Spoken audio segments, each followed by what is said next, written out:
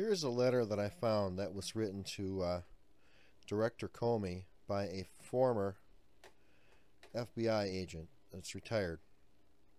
A letter to James Comey, Director of the Federal Bureau of Investigation, at the J. Edgar Hoover Building, 935 Pennsylvania Avenue Northwest, Washington, D.C., 20535. The letter reads as follows. Sir, I am writing regarding your public statement in July 2016 informing the American people that the FBI investigation of Hillary Clinton was being closed without referring it to a federal grand jury or the Attorney General of the United States for a decision whether or not to indict her. Strangely, you eloquently laid out enough of the evidence deduced from the investigation to strongly indicate there was abundant evidence uncovered during the investigation and interview of Hillary, not only to indict, but to convict her in federal court. However, you personally reworded and soft-pedaled the actions Hillary took as Secretary of State, describing her actions as extremely careless in using a personal email and unsecured server for her communications while Secretary of State. You rewrote the law, which is not your job. As a retired special agent of the FBI, I have standing to write this letter. My 30 years in law enforcement, including 22 years as a special agent with the FBI, has given me the knowledge, expertise, and experience to question and confront you for your perplexing actions, which, as you well know, were outside the normal standard operating procedure of the FBI and federal judicial procedures. Some of the finest people in the world proudly carry the credentials of FBI agent, and you have soiled them and not allowed them to speak. But I will not be silent. Sorry, but no, sir. Hillary Clinton was not just careless or extremely careless. She was not even negligent or grossly negligent, as the law requires. Hillary Clinton was knowingly purposeful in her decisions and actions to set up a server under her exclusive control and possession in order to control what information was available to the American public and Congress regarding her actions as Secretary of State. Furthermore, she took those government-owned communications into her personal possession after leaving her position and knowingly and willingly destroyed them. So her nefarious actions and corrupt immorality that were found on the servers could never be known or used against her as evidence in a court of law against her. Sir, what possessed you?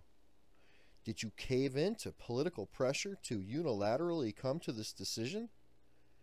I fear that is the case, and the rule of law be damned. I am embarrassed for and ashamed of you. You have set a precedent that can never be rectified, and certainly not justified. Shame on you, sir. You ought to resign right now in disgrace for what you have done to tarnish the reputation of the finest law enforcement agency in the world. Normally, an investigation will be assigned to an agent or a team of agents, with one being the case agent or the lead investigator. When the investigation is complete, an investigative report will be presented to the U.S. Attorney for the federal district involved.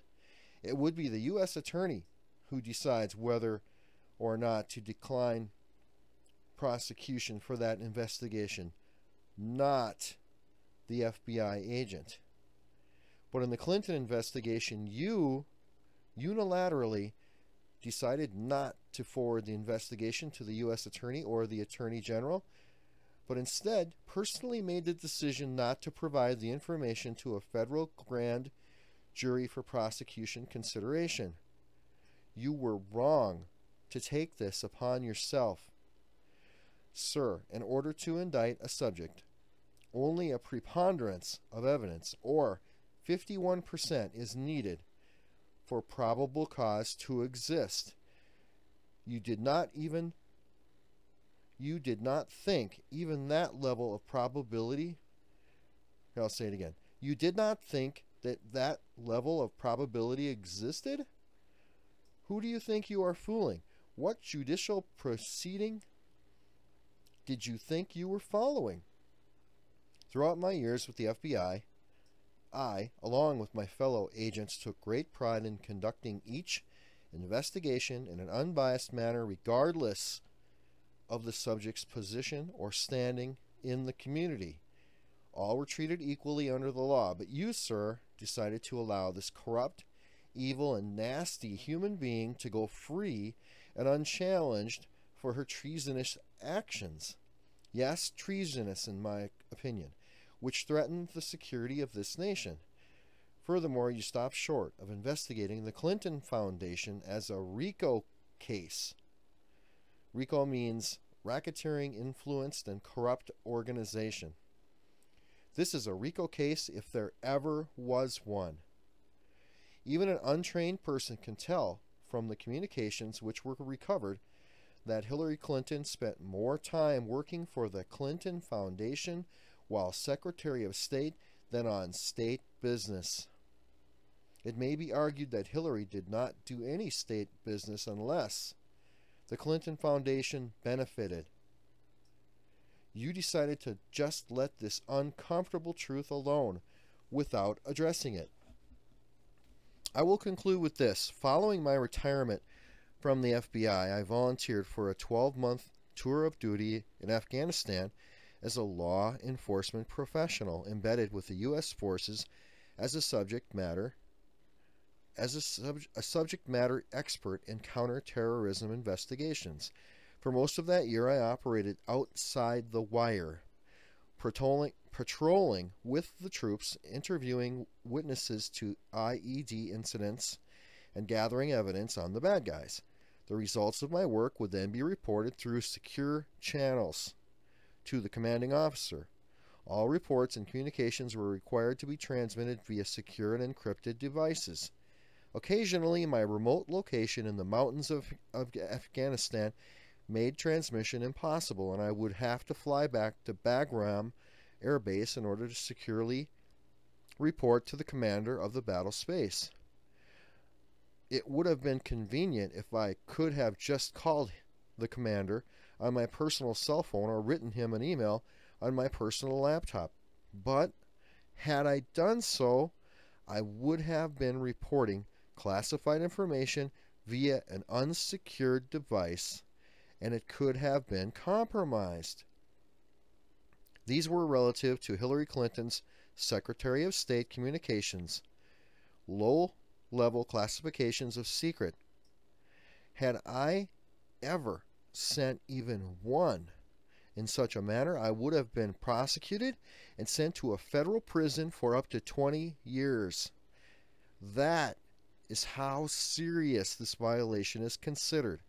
Now, because of you, Hillary Clinton is allowed to continue her RICO activities and is running for President of the United States, the most powerful position in the world.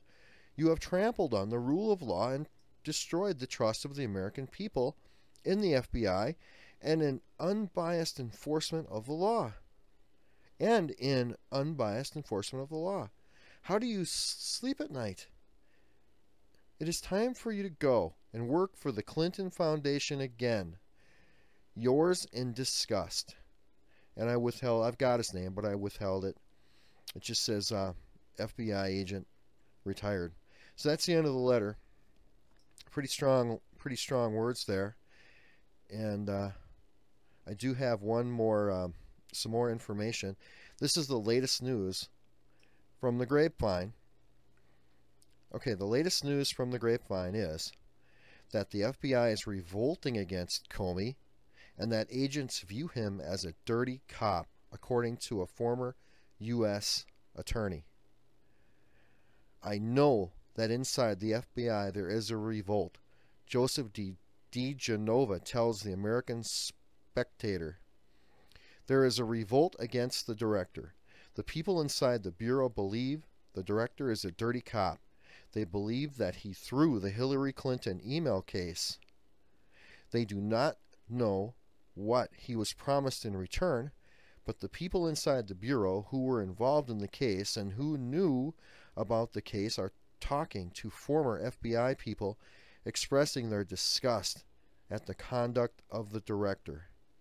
The loss of faith in the Bureau chief stems in part from a dishonest rendering of the decision not to indict Mrs. Clinton as unanimous rather than unilateral, and in part of the Bureau's decision to destroy evidence in this case and grant blanket immunity to Clinton underlings for no possible possible